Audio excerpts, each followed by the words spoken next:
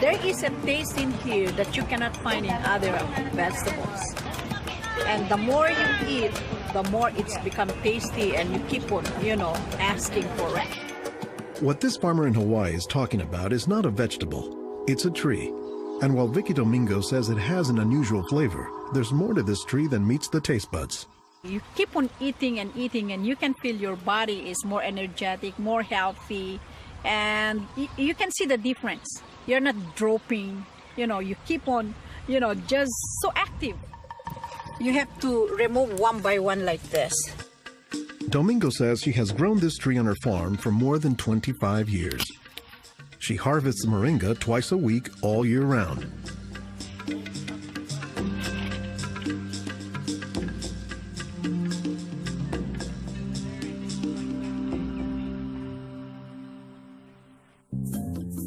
Every week, Domingo sends 1,000 pounds of moringa to the mainland. The rest of it ends up here at a Honolulu farmer's market, where most of her customers have eaten it their entire lives. Well, in the Philippines, it's a third country. In other words, not a rich country. We cannot afford to go to the doctor for medicinal purposes. So we use this in our daily lives so we can have more energy, more vitamins to supplement our daily nutrition in our body. The tree is called moringa, or as the Filipinos call it, marunggay. An awful lot of cultures have one or more plants that are kind of markers that people think of themselves when they think of that plant. Dr. Will McClatchy is an ethnobotanist at the University of Hawaii. He studies the ways that humans interact with plants. If you drive around Honolulu here, you'll see a lot of houses have at least one marunggay in the yard, maybe a little forest of them, and that's a pretty good indicator that there's a Filipino family there. Jokingly, we say it our Filipino banner, which is our Filipino flag. Once you see this, that means, oh, Filipino stays there. Domingo says there are many nutritional and medicinal uses for moringa. All parts of the tree are usable, from the roots to the stem, to the leaves, to the flowers, and to the pod. The roots, you can use that as a tea. And then the trunk, you can scrape it, squeeze it, get the juice, put in your cut skin, and your skin will heal. Some of this may be folktale, but some cultures have used moringa as a medicinal plant for thousands of years. McClatchy says moringa is worthy of its reputation as a tree with unusual nutritional properties. Thank you. Moringa is one of these trees that is a multi-purpose plant that fulfills such a high percentage of kind of basic needs that when people get used to using it, they really can't see what it's like to live without it. And many cultures don't. Today, moringa is used as a remedy and, in essence, a multivitamin in many of the world's warmest regions. Moringa is used widely in Africa and South Asia, and it's been introduced into South America and Central America, where it's also being used. So, this is not just a plant of a single community. We were just talking this morning with one of the owners of this plantation, and he was telling me how the last time he was here, he had a handful of moringa leaves and that he worked all morning on it and felt great. Dr. Mark Olson is a botanist and a leading expert on moringa. He teaches at Instituto de Biología, Universidad Nacional Autónoma de México in Mexico City. Here, he is visiting a new moringa farm about 2 hours outside the city limits. So they've just planted these here, and soon they'll be nice and big. Olson says that while moringa can grow in places like Mexico or Hawaii, the tree is native to arid subtropical regions, places like Africa and southern India, hot places where moringa has proven its persistence. And this is a plant that really does do extraordinarily well in some of the most difficult areas, in areas that are very hot, areas that are very dry, areas where other things are very difficult to cultivate. Look at the little tuber there. This is one of the reasons it survives so well in dry areas. Also, they're storing lots of water in the wood. So that's one of the reasons this is such a remarkable tree. They don't have particularly deep roots. That's sort of a myth about moringas, that they survive because they have deep roots. No, they're storing water in their roots and their trunk.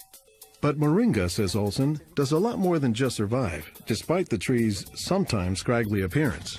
I don't think they're actually the most attractive tree. They're more a tree that you look at and you sort of love the way you love a scruffy friend or a scruffy dog. Because the branches sort of splay here and there, and they get burdened down with huge quantities of fruits on them. And that's actually what makes the tree so remarkable, is that it's such a generous tree. And that's because people have found multiple uses for so much of the tree, including its seeds. They're full of oil. You press the seeds, and then this wonderful aromatic oil comes oozing out, which you can use for cooking, you can use for cosmetics or lubrication or whatever. And the cake, the press cake, the stuff that's left over after pressing the seed, that is what's used for water purification. Water purification, Olson says, is especially useful in developing countries where clean water is hard to come by. But the benefits don't stop there. Some of the things I think are most exciting about Moringa is, for example, the high vitamin content. There's a lot of vitamin A in the leaves. And worldwide, that's a problem. A lot of people have problems in development of their eyes because they don't have enough vitamin A. Moringa's vitamin A content, and its content of vitamins in general, has caught the attention of scientists around the world. So I started to read about Moringa, and I was absolutely amazed about the richness in nutrients, in many antioxidant compounds, in vitamins. Dr. Monica Marcoux is a pharmacologist who has studied many plants. She has done extensive research on Moringa and says it has significant nutritional potency. This subject is one of the topics of her recently published book, Miracle Tree. To me, it was just a natural pathway from my scientific background and my love for trees to writing this exciting book on one of the most exciting and extraordinary trees of our world. Marcoux spends much of her time looking at trees and plants, both as a pharmacologist and as an artist. While Marcoux, the nature photographer, is grabbing shots of plants, Marcoux, the pharmacologist, says she has a bigger concern.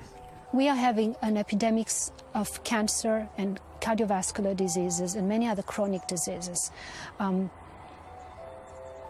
It's because we basically do not eat what we are supposed to eat. Most of the plants are famous for a particular type of nutrient, like for instance the orange or the lemon is famous for a high content of vitamin C. The spinach, for instance, on the other hand, is famous for its iron content. Moringa is very unusual because this single plant contains a wide variety of nutrients, but also in quite very high amounts. Marcoux says this concentration of nutrients combined with low calories and low sodium content makes Moringa an ideal energy food or supplement that can help offset the typically unhealthy Western diet. Many of the Westerners are also deficient in antioxidant and anti-aging substances that are mostly found in plants. Antioxidants, according to the National Institutes of Health, protect the body's cells and may prevent cancer. And Marcoux says Moringa is a treasure trove of antioxidants that happen to work hand in hand. Antioxidant substances and antioxidant vitamins work together in the body. For instance, it's known that selenium works better in the presence of vitamin E. Moringa has high amounts of selenium and has also vitamin E. While many plants contain antioxidants, Dr. McClatchy says that Moringa is also high in the nutrients we usually associate with meat. Moringa is well known for being a good source of leafy green vegetable protein. And you don't get a lot of protein out of many vegetable foods other than like beans and things like that. So getting it out of the leaves is really a big deal. And while there are a few other plants like soy that are protein rich, Olson says Moringa is special. I have a lot of food allergies. I'm allergic to wheat, I'm allergic to eggs. Soy tends to be a fairly highly allergenic food. It causes allergies easily in many people. We think that this is because of the form that some of the proteins are in soy. They're apparently in a form that's very simple and fairly easy for the body to assimilate in Moringa. According to the United States Department of Agriculture, Moringa contains 18 of the 20 amino acids, building blocks of proteins that are found in the human body. And, says Marcoux, Moringa is one of the few plants that contains all of the essential amino acids. Moringa contains all the 9 essential amino acids that actually we cannot produce. Their presence, but also their ratio, is very beneficial, and it is estimated that this ratio is very good for absorption and for being bioavailable to our bodies. Further research is needed to establish the bioavailability of all of moringa's nutrients. But in some places, scientific studies may be too long a pursuit and take a back seat to a harsh reality. In most of sub-Saharan Africa, any baby has a 20% chance of dying before he reaches the age of 5. In some countries, up to 40%. And even those who survive past the age of 5, up to half or more will suffer from malnourished physical and mental development. C'est des lésions de malnutrition. These are lesions caused by malnutrition around the neck and around the waist. They are dry now, but will become permanent scars. As the former regional representative for Church World Service in Senegal for 16 years, it was Lowell Fugley's mission to help local clinics develop ways to save children at risk to malnutrition. Having been born myself into a middle-class American family, I thought it was just by chance that I was born in these conditions and not in the condition of a poor African family in the bush of Africa and living a malnourished life. And so I have a certain obligation to share what I received.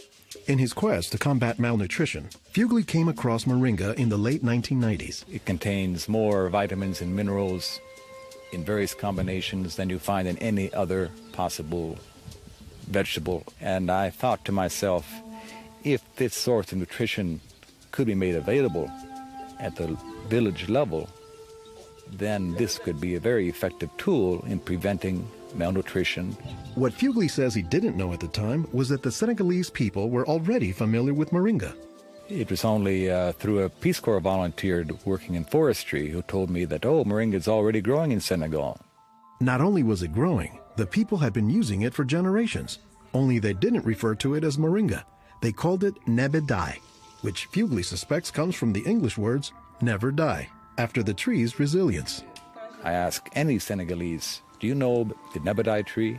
Oh, yes, my mother makes a sauce from the leaves of this tree. We call it mboum.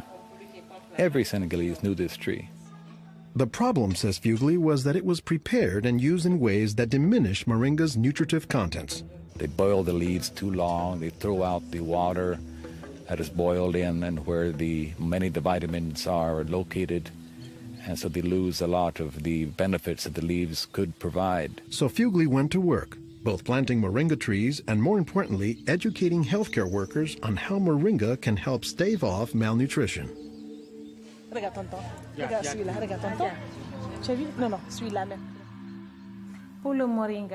I was trained in 1998, and right away we saw the virtues of using moringa because of its very high nutritional value. So we began using it right away on an experimental basis.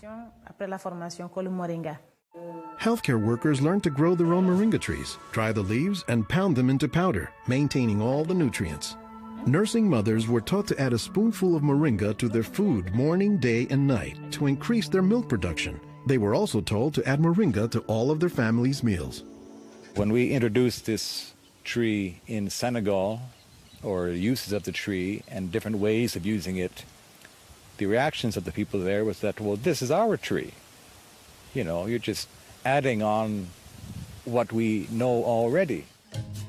As people changed their habits, Fugley says the results were clear, especially among children. They'll look happier, they'll have more energy, they'll smile. When they came to the clinic, limp, eyes drooping, no energy, and within 3 weeks, you see them bigger, healthier, and smiling. We observed that it was much more effective than the classic system we had been using, which was based on imported and costly products, such as milk powder, sugar, and vegetable oil. With moringa, people can go into town and find it themselves. Moringa is still being used, it's still being promoted, it's still being very valued, even without our input from the outside. Moringa, it doesn't die, it can continue on its own. So you have to eat the moringa on a daily basis. And all their grandkids are eating it every now and then, even my own children, and they are already professionals, and yet they come home and eat it. And while moringa is mostly considered an ethnic food, the trend, says McClatchy, is that more nutritious plants, like moringa, are finding their way into the mainstream. Our diets are pretty bad, although they are improving. But one of the reasons they're improving is because we're starting to adopt more and more of these kinds of plants. I've been in villages where the only trees that survive and grow well are Moringa oleifera, which is really amazing when you consider how many useful things the tree provides.